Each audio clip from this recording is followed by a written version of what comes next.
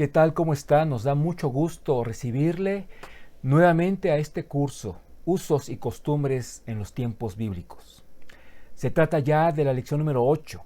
Vamos a orar para que este sea un tiempo de bendición para todos nosotros. Es la lección 8 del curso, Usos y Costumbres en los Tiempos Bíblicos. Bendito Padre, en el nombre de Jesús, estamos agradecidos, Señor, poniendo este tiempo en tus manos. A lo largo de esta clase, Señor, tú lo sabes, deseamos acercarnos a tu palabra. Dirígenos a través de ella, Padre bendito, para que pueda ser clara para nosotros. Y no solamente podamos entenderla, sino podamos abrazar las enseñanzas que tú tienes reservadas para nuestra vida a lo largo de este tiempo. En Cristo Jesús te lo agradecemos y te lo pedimos todo. Amén. Habíamos comentado, habíamos anunciado en la clase número 7 que en esta el tema sería, iniciaríamos con el tema de los deportes. Son realmente dos tópicos, dos temas los que vamos a desarrollar a lo largo de la clase número 8. Pero vamos a comenzar con el de deportes, que fue justamente el que se anunció al final de la lección número 7. Ahí tenemos, como puede usted ver con claridad, la imagen de dos gladiadores luchando. Si bien es cierto, esto no podría ser considerado como un deporte como tal para el Imperio Romano, para las naciones que combatían en contra de este imperio. La actividad de los gladiadores era algo común como parte de esos procesos posteriores a las guerras que había entre estos pueblos. Era una actividad sin duda sangrienta, pero que lamentablemente a mucha gente le gustaba, de ahí que las gradas se llenaran para presenciar sangre, para ver muerte, para ver dolor a lo largo de estos escenarios, quiero decir, de estos espectáculos en este escenario o en estos escenarios. Entonces, es una ilustración con la que estamos comenzando, pero sí hacemos hincapié en esto. Realmente nuestro anhelo no es tanto hablar de los gladiadores, aunque siendo una actividad dentro de este ámbito constante, era de alguna forma obligado a hacer cierta referencia a ello, pero qué de edificante podríamos tener al hablar de una situación pues que dejaba muerte, dejaba tristeza, aunque mucha gente, lamentablemente hay que decirlo, pues lo veía como una diversión, aplaudía, gritaba, se emocionaba.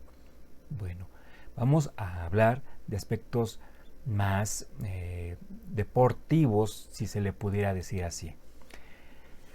La Biblia da poco detalle sobre la actividad deportiva por parte de su pueblo, sobre todo en el Antiguo Testamento vemos muy poco detalle de esto.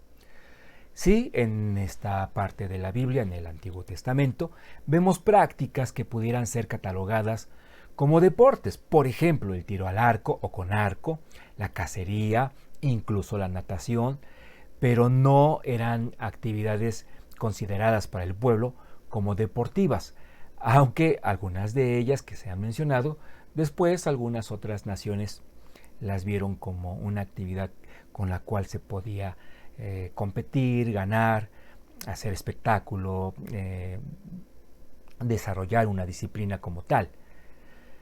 Seguimos leyendo y comentando. No son mencionadas como dinámicas deportivas o como espectáculos, lo que acabábamos de mencionar. Bien.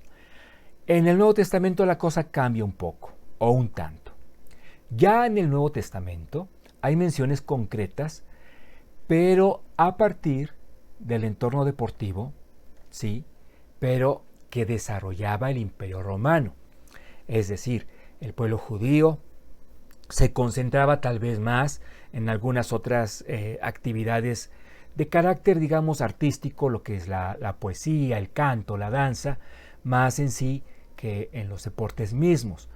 Sin embargo, cuando el pueblo de Dios ya es pues sujeto, entre otros tantos pueblos, al de Roma, al Imperio Romano, pues tiene que irse familiarizando al menos en conocimiento, si no en afición, a algunos ámbitos o actividades deportivas, mejor dicho. De ahí que las cuadrigas eran unas actividades o competencias conocidas aún para el pueblo judío. Usted sin duda o muy probablemente vio la película de Ben-Hur.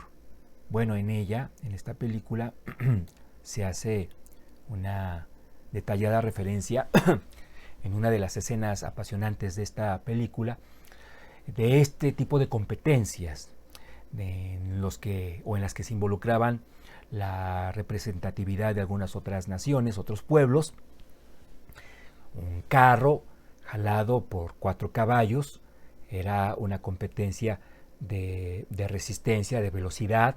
Se tenía que dar varias vueltas a lo largo del estadio, y con eso, bueno, pues no solamente se ponía a prueba la velocidad, sino también la resistencia. Había competencia en ese sentido, aunque obviamente también de repente se involucraban, como veíamos en la película, ¿verdad?, algunos otros elementos para salir avante, para ganar, a veces no precisamente con los términos más legales que se pudieran establecer en una competencia, si quiere establecerse una premiación justa, ¿no? El boxeo. Bien, aquí tenemos 2 imágenes que vimos necesario que fueran al menos 2, para que usted pudiera ver con cierto detalle cómo se desarrollaba esta actividad. Si no lo nota, tendremos que... De cualquier forma vamos a hacer mención de esto. Aquí tenemos algunas pinturas, bueno, una pintura, un dibujo representando un combate boxístico. Aquí una estatua haciendo alusión al mismo deporte. Como podrá haberlo notado, este y otros tantos deportes se practicaban así, como usted mismo lo puede presenciar, es decir, sin acompañarse prácticamente de nada de ropa. Vamos leyendo y comentando esto. Gran parte de la actividad deportiva se desarrollaba al desnudo. Recordemos, Roma fue influenciado en gran medida en varios ámbitos de la vida por los griegos. Eso, si no lo perdemos de cuenta, nos clarifica mucho de esto que estamos leyendo y estamos mencionando. Se desarrollaba la actividad deportiva al desnudo en tal vez no todas las competencias, pero sí un gran número. Los romanos tenían, recordemos esto, tengámoslo muy presente, dioses, esto con D minúscula obviamente, cuyos atributos, y entrecomillamos, divinos, que hacían alarde estas deidades, estas divinidades para los romanos, a la sensualidad y a la sexualidad. De ahí que las estatuas que representaron sus dioses también comúnmente estuvieron sin ropa o con poca ropa. Entonces, si las deidades eran representadas así, porque pues qué necesidad de ropa podía tener uno de sus dioses o sus dioses, pues los representaban así. Y obviamente tengamos en cuenta que estas competiciones o estas competencias se desarrollaban teniendo muy presente, teniendo muy en mente, teniendo como claro objetivo el ser premiados, el ganador, los ganadores, por los dioses.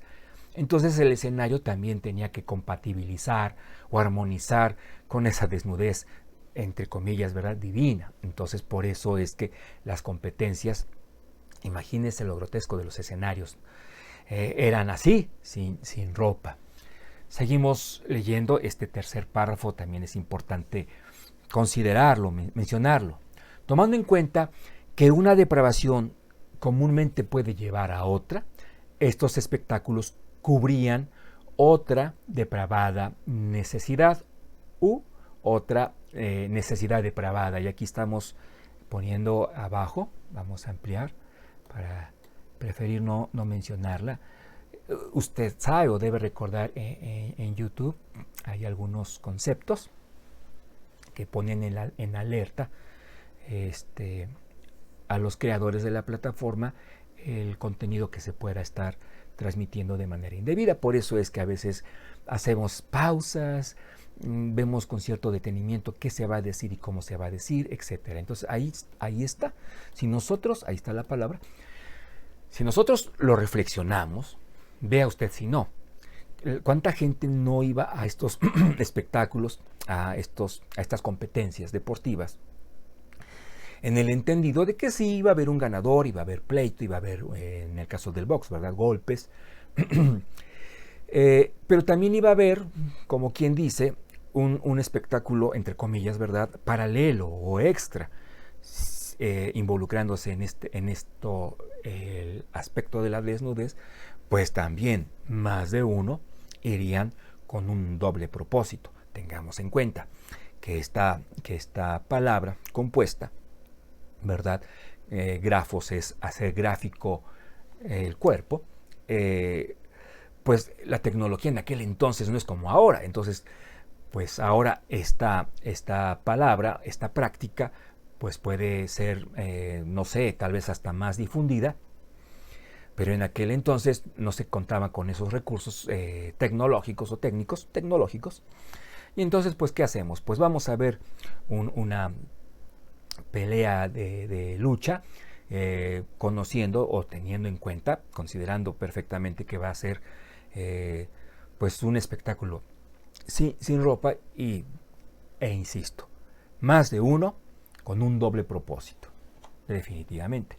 Solo que a veces no lo reflexionamos, solamente lo escuchamos, lo leemos, lo sabemos, pero si nos ponemos a pensar, bueno, pues aquí había en el campo deportivo una depravación compleja que por lo mismo al judío, a los cristianos, la primera etapa de la iglesia de nuestro Señor, hoy día si esto fuera así, pues todo esto es repudiable, realmente es pues reprobable, digno de hacerse a un lado sin mayor consideración. En los deportes y espectáculos, la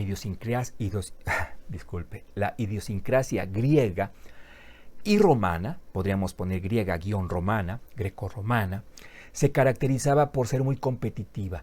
Estamos hablando de dos pueblos claramente acostumbrados a pelear. Muchos de sus niños al nacer empezaban a crecer siendo entrenados para la guerra. Entonces en ellos se desarrollaba, por decirlo así, un espíritu competitivo muy fuerte, muy arraigado en estas culturas. Entonces, cuando esto se traslada al aspecto deportivo, bueno, se mantiene mucho de esa intensidad. A niveles, continúo leyendo, en los que en algunos espectáculos el que perdía, literalmente perdía la vida, no solamente en las competencias entre gladiadores, en otras disciplinas, vamos a decirlo así, también se corría ese riesgo. Hablando del boxeo, retomando un tanto el tema, el casteus venía siendo el guante de box moderno. Vamos a ampliar, aquí tenemos 3 estilos, o mejor dicho, 3 pasos de un proceso. Se vendaban los puños, las manos, con gran parte del antebrazo, y luego en esa parte de, digamos, del vendaje, se colocaban, en esta ilustración no se nota, pero esto que señalo con el cursor es metal. Entonces aquí se trata de unas argollas de hierro, y que en algunos casos tenían púas para que al momento de golpear el dolor que se infringía fuera más pues impactante, fuera con mayores consecuencias. Entonces, si vemos el casteus, que es el guante de box, aquí están en las imágenes que teníamos. Vea aquí el grosor del hierro en esta estatua, y con esa parte herrera se daban en la cara.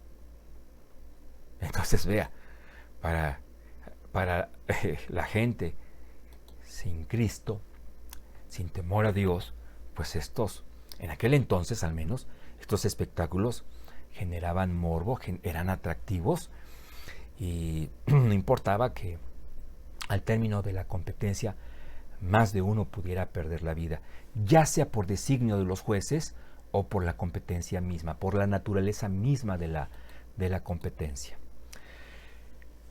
Jasón, un sumo sacerdote, no es clase de historia, pero vamos a ubicarnos un tanto en el año 175 a.C., del 175 al 172, insisto, antes de Cristo. Es un personaje que le paga a Antíoco Epífanes, dinero. Aquí lo estamos simbolizando con dinero moderno, obviamente el papel moneda no existía, para que al quedar Antíoco al frente, ¿verdad?, del imperio, él pudiera, Jasón, mejor dicho, pudiera quedar como el sumo sacerdote, es decir, en Jerusalén, siendo él, en el aspecto religioso, la máxima autoridad.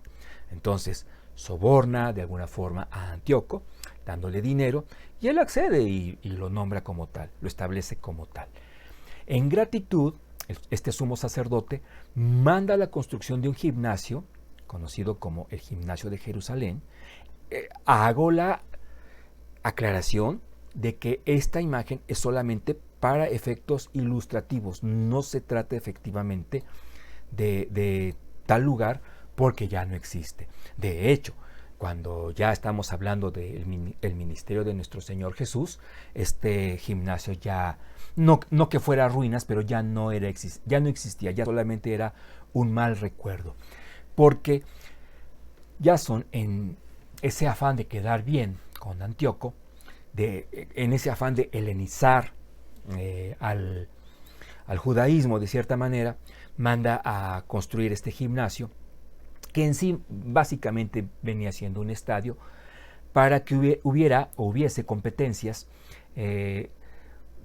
si no de judíos, pero tal vez sí más especialmente diseñadas esas competencias para espectadores, para aficionados, para público judío. No tuvo éxito, a Dios gracias. Entonces, esto pues fue un proyecto que fracasó. ¿Por qué? Porque lo hemos dicho, el pueblo de Dios temía a Dios, y nada de esto, por el aspecto de los cuerpos desarropados, sangre, muerte, no veía realmente un carácter deportivo como hoy se le da a las competencias deportivas. Entonces, por eso es que había un pleno rechazo, un marcado rechazo a todo esto. Es solo el asunto del atletismo, hablando netamente del Nuevo Testamento, que Pablo hace referencias para enseñanzas bíblicas muy puntuales de este ámbito del atletismo, destacando tres elementos primordialmente. ¿Cuáles son en esa competición atlética que Pablo toma imágenes, representaciones para ser más efectivo al mostrar una enseñanza bíblica? Bueno, pues son tres elementos, a saber, el aspecto de la disciplina. Todo aquel que lucha, dice 1 Corintios 9:25, todo aquel que lucha, de todo se abstiene. Ellos, a la verdad, para recibir una corona corruptible, pero nosotros una incorruptible. De hecho, aquí hay dos enseñanzas inmersas, pero estamos destacando el asunto de la disciplina porque el apóstol Pablo, incluso en su momento hablando con Timoteo, hace referencia a que en la vida cristiana se requiere de disciplina. La vida cristiana debe tener entre ciertos sellos que le distingan el de la disciplina. Esto es, nosotros no podemos aspirar a una madurez cristiana desarrollando un cristianismo emocional netamente, ocasional. Hoy tengo ganas de orar, vamos a orar. Hoy no tengo ganas de estudiar la Biblia, pues tal vez mañana las tenga y tal vez mañana estudie la Biblia. Dice el apóstol Pablo, aunque es realmente nuestro Señor, el Espíritu Santo, el que nos está aquí en este versículo diciéndonos que para desarrollar un carácter como el de Cristo será muy necesario abstenernos de darle cabida, de darle la razón a la carne, que muchas veces nos va a pedir dormir, descansar, no ir, etc. Entonces, por eso dice el apóstol Pablo, tenemos como ellos, que se abstienen de muchas cosas y se levantan temprano y hay constancia en sus prácticas. Nosotros tenemos que tomar ejemplo de la forma en la que ellos enfocan el deporte para aspirar a una vida cristiana consistente, sólida. El segundo elemento, una competencia limpia, dice la segunda carta a Timoteo 2:5. Y también, el que lucha como atleta no es coronado si no lucha legítimamente. Hay creyentes que tal vez no lo tienen claramente en su mente, pero pareciera que tienen la sospecha, al menos la sospecha, de que en la vida cristiana, por ejemplo, niveles de madurez altos, una consagración para con Dios, se puede lograr a través de ciertos atajos. Un atajo, ¿verdad? Es decir, un camino que nos llega o que nos permite llegar a nuestra meta de una manera más rápida, más fácil, más corta. No, en la vida cristiana no hay atajos. El proceso será tal como Dios lo ha diseñado para nuestra vida. En elementos de este proceso habrá momentos difíciles, habrá situaciones pruebas, habrá situaciones difíciles, problemáticas, obstáculos grandes. Entonces, no hay de que yo pueda aspirar a ser un cristiano que realmente refleje el carácter del Señor, queriendo solamente la parte agradable del caminar con Cristo, ¿no? ¿Cuál es la parte agradable? El ver su fidelidad, el ver su cuidado, el ver su ternura, su amor, etc. Pero la parte que implica ejercitar la fe, dar pasos de fe, arriesgarse en el nombre del Señor, entre comillas, arriesgarse, en Cristo no hay riesgos. Es decir, el salir de la zona de confort es justamente a lo que nos queremos referir, para permitirle al Espíritu Santo el que nos lleve a estaturas más elevadas en nuestro carácter como hijos de Dios. Bueno, todo este proceso no va a ser algo sencillo ni rápido. Entonces, por eso aquí el apóstol Pablo, en esta carta pastoral, le dice a Timoteo, ¿sabes qué? Ellos, aspirando a ganar en la competencia, deben observar lineamientos, reglas, no se puede hacer trampa. En el cristianismo, de hecho, tampoco. Pero el problema es que se pudiera aspirar a ello, y tal vez no tanto como una trampa, pero a lo mejor decir, yo puedo esquivar esta responsabilidad que en Cristo tengo. Bueno, pues la respuesta es no. Tarde o temprano, dice la palabra del Señor, el Señor a quienes nos ama, nos disciplina. No estamos aquí hablando de castigo, estamos hablando de disciplina. Es decir, el Señor en su misericordia, en su amor, por su gracia, nos va a conducir a aquellos escenarios en los que hemos de ejercitar nuestra lealtad, nuestra fe, nuestra confianza en el Señor, etc. Entonces, competencia limpia. Y finalmente, enfocando la meta. Entonces, disciplina, abstención, consistencia, competencia leal, limpia. Y el tercero, enfoquemos la meta. Prosigo a la meta, al premio del supremo llamamiento de Dios en Cristo Jesús. Filipenses 3:14. Y en la cita anterior o antepasada, que es esta, en donde se habla de una corona de premio, bueno, refuerza esta idea, ¿no? Hay un premio a ese supremo llamamiento, a la respuesta a ese supremo llamamiento por parte de Cristo. Que eso es lo que tengamos como objetivo, como meta. Y obviamente, para que al nosotros tener esa corona otorgada por Cristo, nosotros tengamos algo que poner a sus pies. Al final de cuentas, en las competencias grecorromanas, el el ganador se llevaba los aplausos, la agitación de las palmas. Aquí las palmas, toda la gloria, es para nuestro Señor, para quien, y solo Él, como nuestro Rey, es digno de portar una corona en su cabeza. Entonces, dice el Señor en su palabra que, por ejemplo, en Gálatas 6:9, que todo esfuerzo en el Señor no es en vano. Entonces, todo lo que nosotros hagamos, debemos hacerlo con disciplina, con constancia, absteniéndonos, entendiendo que no hay camino fácil, que no hay atajos para la madurez, pero que al final de cuentas todo esto tendrá un momento glorioso, y esto es que nosotros, toda la honra y toda la gloria de lo que sucedió en nuestra vida o por lo que sucedió en nuestra vida es para Él y solamente para Él. Vámonos al segundo tema, al de la hospitalidad. Pero bueno, ya vimos algunos elementos de carácter deportivo en la cultura o que rodearon a la cultura judía. Ahora hablemos de la hospitalidad. Aquí tenemos una ilustración en la que Abraham está haciendo, tratando de ser y siendo un buen hospedando, ¿verdad?, a estos 3 varones.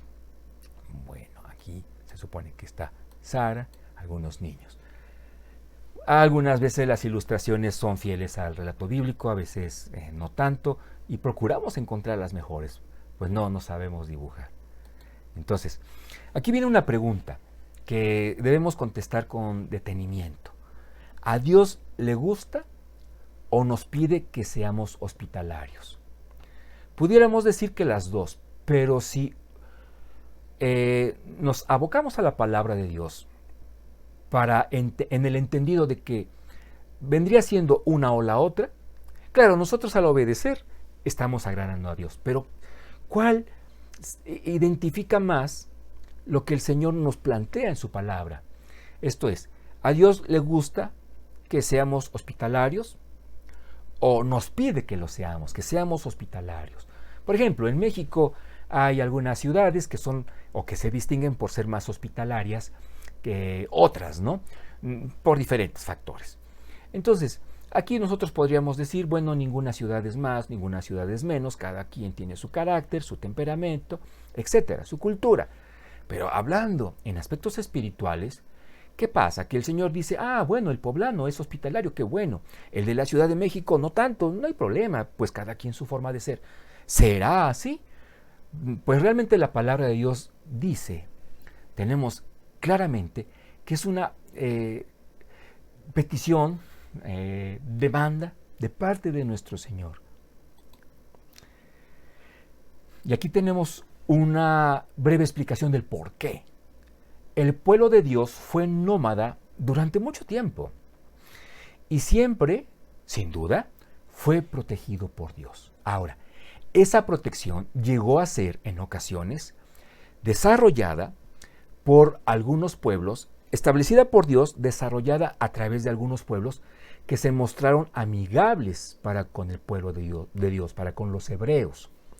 Por ello, Dios establece a su pueblo que sea agradecido, que no sea ingrato. Entonces, el estatuto, vamos a decirlo así, es ustedes también con el extranjero deben mostrarse amables, deben hospedarle. Y bueno, no solamente con el extranjero, esto va a ir en su momento adquiriendo más matices. Por ejemplo, con el huérfano. Isaías 58:7. Bien, creo que vale la pena el contexto inmediato antes de leer la cita. El apóstol, iba yo a decir, no, el profeta Isaías le dice al pueblo de Dios, ustedes están desarrollando solamente una vida religiosa, pero su corazón realmente está lejos de lo que Dios está esperando de parte de ustedes. Estoy parafraseando. Perdón. Entonces, vea cuántas veces el Señor nos deja clara la lección que podemos ser muy religiosos y estar muy lejos de la voluntad de Dios. Entonces, le dice al profeta Isaías, aclárales, sí, hazles claro que sus ayunos para mí no sirven como un homenaje, como un elemento de honra, de alabanza. El ayuno que yo espero de ellos, y ahora sí leemos 58:7 del libro del profeta Isaías, no es que partas tu pan con el hambriento y a los pobres errantes albergues en casa, hospitalidad pura, que cuando veas al desnudo lo cubras y no te escondas de tu hermano. Porque cuando en nuestra cultura, en nuestros días, se habla de la necesidad de hospedar a personas que realmente lo requieren, pues es costumbre en varios, ¿verdad?, empezar a ver cómo está el techo con la humedad y a silbar, ¿no? A chiflar, no sé, como prefiera usted el verbo. No, o sea, el Señor nos dice que no podemos, discúlpenme la expresión, espero no sea ofensiva para nadie, hacernos de la vista gorda, en el entendido de que este contenido puede ser visto en algunas partes en donde algunas frases a lo mejor no se entiendan. Tratamos de ser claros en todo, ¿no? Y entonces así está, que nosotros no podemos esgrimir no podemos esquivar esa responsabilidad divina. El Señor nos dice, incluso a su iglesia, lo vamos a ver más adelante, que ese debe ser uno de nuestros sellos como hijos de Dios. Job, capítulo 31, el versículo 17. En este capítulo, Job hace una alusión a su buen comportamiento. De una manera poética, él está diciendo, ¿acaso no he hecho esto? Hablando de cosas prácticas, buenas, honorables y que eran pues de alabanza a Dios. Entonces, en ese lenguaje, en ese matiz es que leemos de parte de Job estas palabras. Si comí bocado solo y no comió de él el huérfano, que está aquí diciendo. Parafraseo y nos remitimos al versículo. Me he portado bien, he sido temeroso del Señor, he sido leal a sus mandamientos, he sido obediente, no comí solo. Esto es, llegó a entenderse como una práctica pecaminosa en un afán o en un sentimiento egoísta. No, esto es solo mío y yo me lo como y cierro ventanas, cierro puertas, porque es para mí y adelante, ¿no? Hasta que se acabe todo. Era una actitud reprobable o es de parte de Dios. Entonces, claro, hay mucha gente que por cuestiones laborales, de agenda, pues tendrá que comer solo, ¿no? Pero aquí el sentido es otro. No comió de él el huérfano, o sea, no compartí mis alimentos aún con los huérfanos, en un tenor retórico o en un sentido retórico es que dice esto, entendiendo nosotros o pudiendo ya nosotros entender que siempre buscó compartir la comida con quien más lo necesitaba.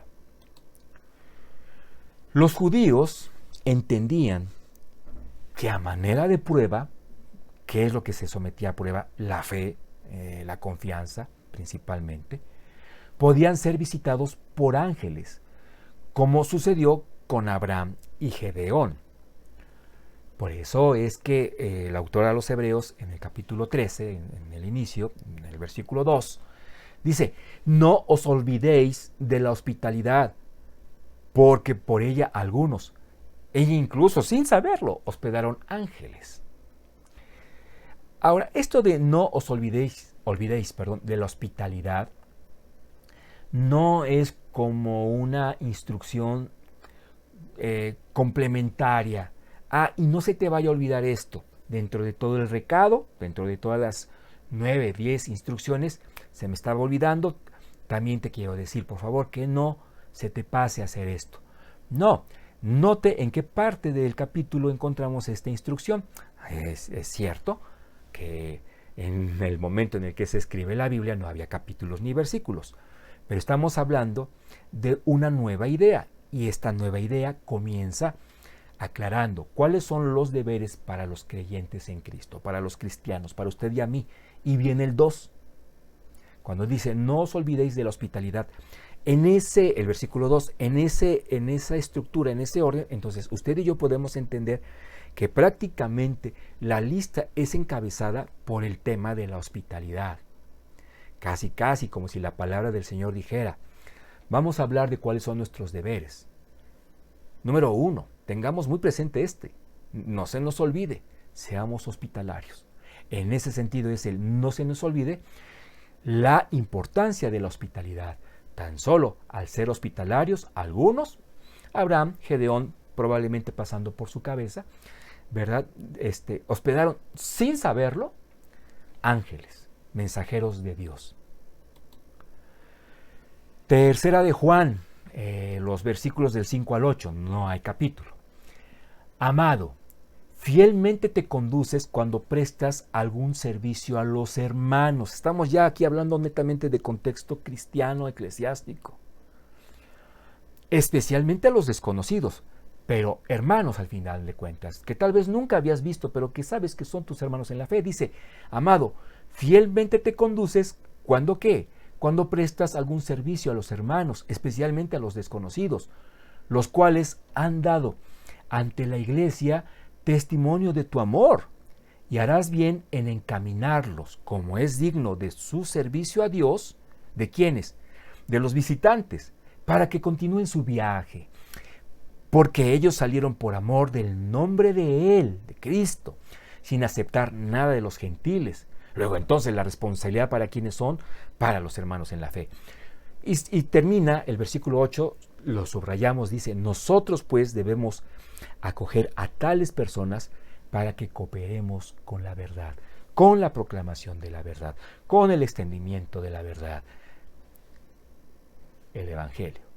Entonces, aquí Juan está diciendo la importancia de hospedar a aquellos que están viajando para compartir las buenas nuevas.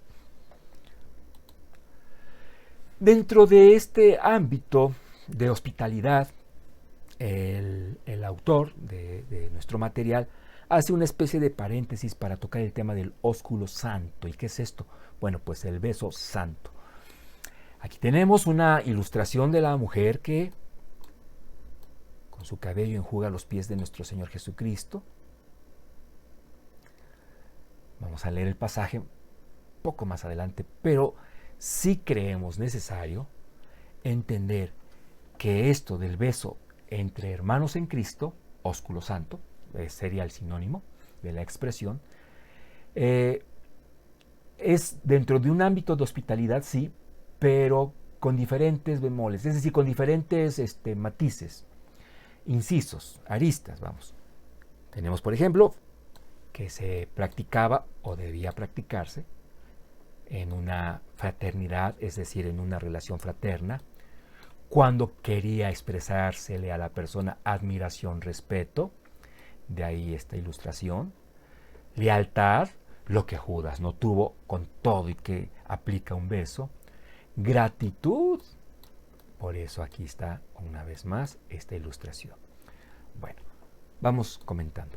El primer libro del profeta Samuel, capítulo 10, en su inicio, versículo 1, dice, cuando se trata de ungir a Saúl, tomando entonces Samuel una redoma de aceite, la derrama sobre su cabeza y lo besa, y le dijo, ¿no te ha ungido Jehová por príncipe sobre su pueblo Israel? Pregunta retórica. Se está asumiendo que sí, entonces por eso es que Samuel unge, es decir, responsabiliza como rey del pueblo de Dios a Saúl. De ahí que está inmerso la aplicación de un beso. ¿En señal de qué? ¿De que lo estaba saludando? No, se estaba concluyendo incluso con este ritual, sino de admiración y respeto. Eres ahora el rey del pueblo santo, del pueblo de Dios. Lucas, del capítulo 7, los versículos 44 al 45, de la ilustración que usted y yo hemos visto. Y vuelto a la mujer, dijo a Simón, que fue el que invitó a comer a Jesús, a nuestro Señor. Jesús le dice a Simón, ¿ves esta mujer? Entré en tu casa y no me diste agua para mis pies. Costumbre de buenos modales al momento de recibir a alguien. Mas ésta ha regado mis pies con lágrimas y los ha enjugado con sus cabellos. Amplío, no me diste beso, mas ésta, desde que entré, no ha cesado de besar mis pies. Entonces, Simón tenía en invitar a Jesús a su casa la responsabilidad de besar a nuestro bendito Señor Jesucristo. La respuesta es que sí, no en una señal fraterna, tal vez ni de lealtad, estaba por convertirse a Cristo, estaba en un proceso, pero sí al menos de gratitud y cuanto más de admiración y de respeto. Entonces, por eso la reprensión por parte de nuestro Señor Jesús, no solamente para con Simón, sino para todos aquellos hombres dentro de esa casa, ese comedor, ese escenario de si fuera profeta, todo dentro, ¿verdad? En sus mentes, si fuera profeta, sabría qué clase de mujer es esta. ¿Qué clase de mujer era? Pues del pasado no hay detalle, pero de ese presente sí y mucho. Una mujer que respetaba, que admiraba a Jesús y que la gratitud inmersa en esa súplica de ser perdonada por su pasada forma de vivir. Bueno, ahora vámonos a Romanos 16:16. Ahora sí, en un aspecto de fraternidad tenemos: saludaos los unos a los otros con ósculo santo, con beso santo.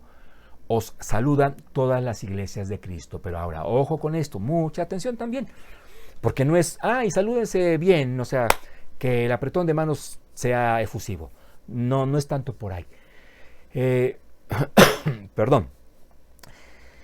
Cuando nosotros nos damos cuenta, bueno, este es el último capítulo de la carta, nos damos cuenta cómo concluye.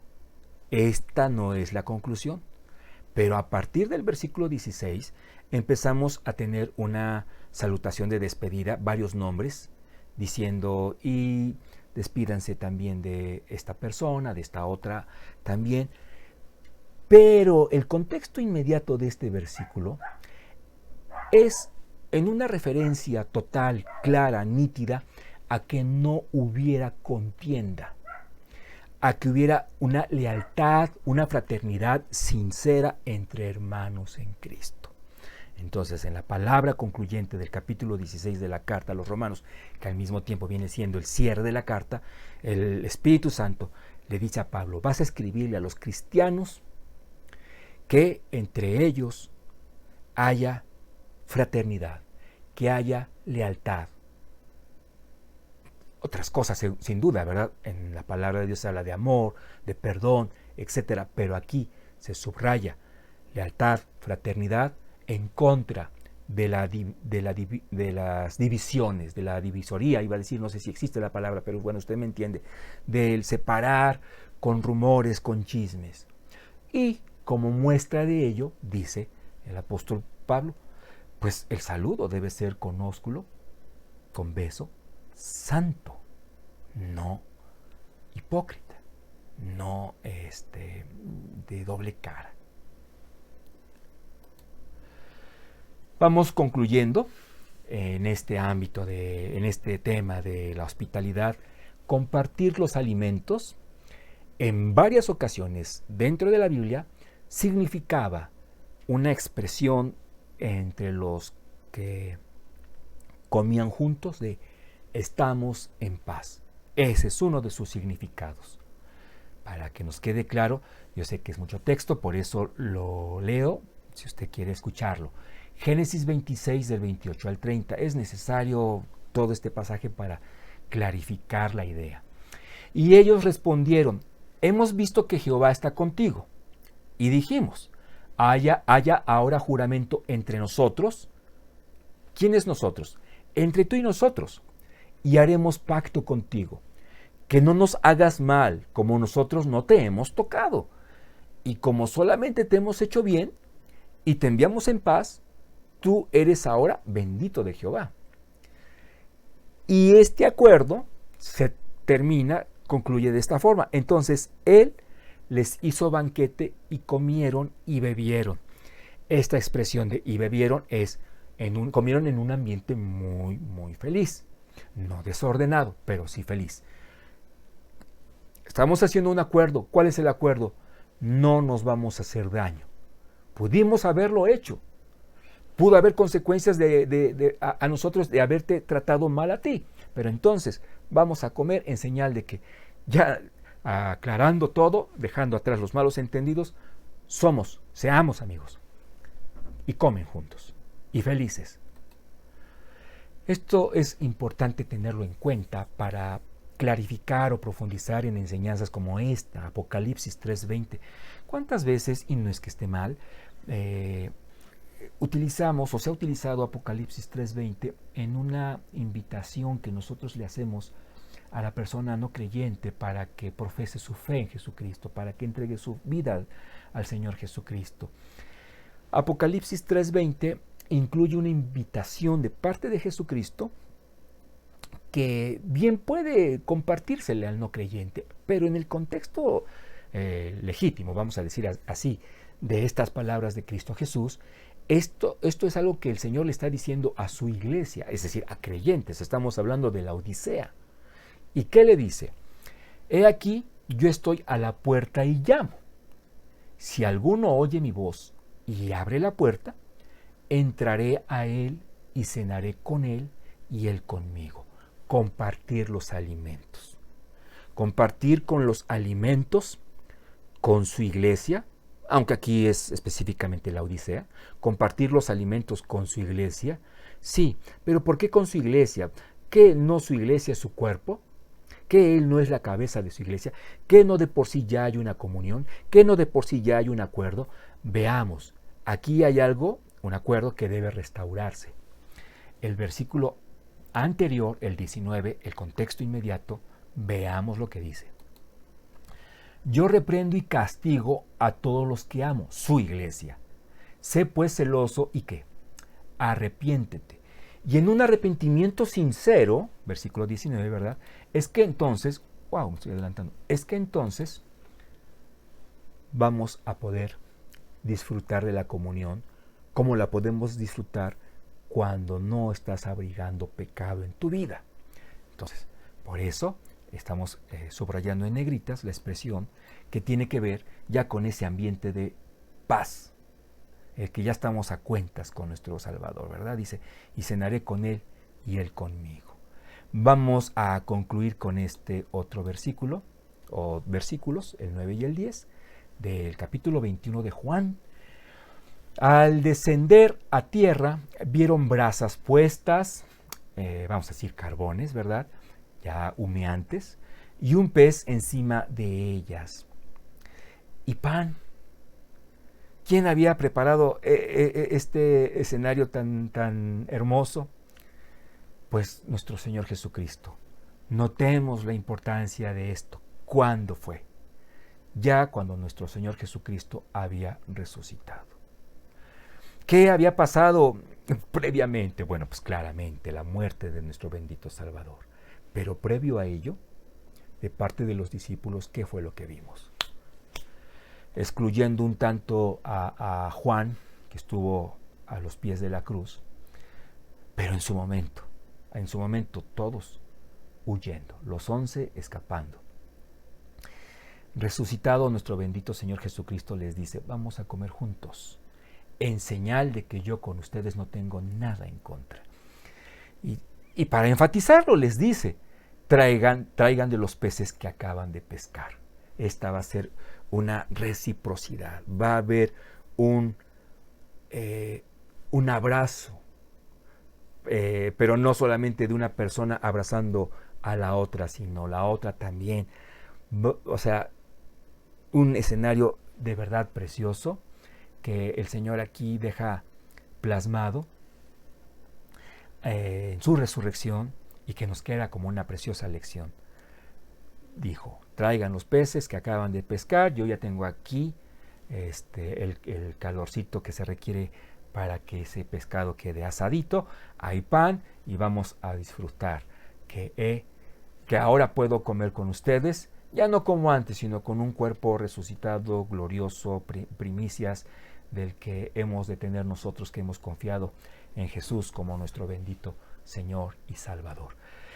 Hermanos y amigos de la Iglesia Bíblica Torrefuerte, qué gusto haber podido compartir con ustedes este tema.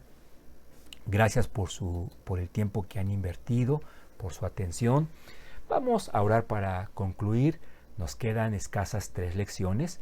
Son 4 lecciones por delante, pero la final será un repaso. Entonces, de ahí que le invito que las 3 últimas sean también un tiempo que usted pueda aprovechar al máximo para que al término de todo este curso, ¿verdad?, en una evaluación que pudiéramos hacer, pues podamos con gozo contestar favorablemente la mayoría, al menos de las preguntas que nos van a servir para determinar qué tanto aprendí, qué tanto aproveché de este curso.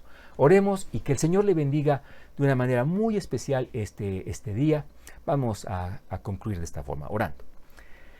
Señor, en el bendito nombre de tu Hijo, nuestro amado Salvador, Cristo Jesús, te damos gracias por este tiempo que tú nos has permitido, en el que tú has sido nuestro Maestro y en el que, Señor, nosotros hemos aprendido, sin duda, situaciones, enseñanzas que nos capacitan para entender mejor tu palabra, amarla más, abrazarla más y prepararnos cada vez mejor, Señor, de esta forma para el servicio que anhelamos con todo nuestro corazón rendirte cada día de nuestra vida. En Cristo Jesús. Amén.